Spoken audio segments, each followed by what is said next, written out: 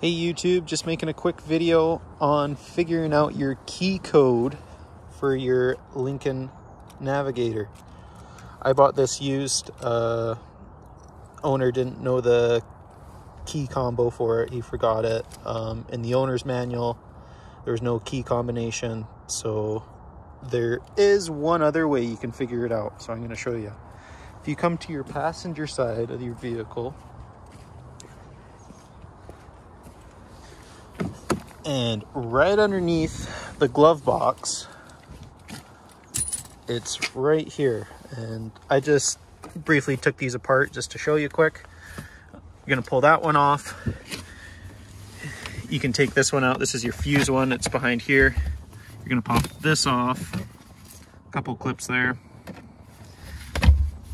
And this is what you have to get to right here. So there is a couple screws here. These there's a screw that goes here, 7 mil. There's one down here, 7 mil. And what you're looking for is this label bar right here, and it's gonna be right here on the left side, right where my finger is.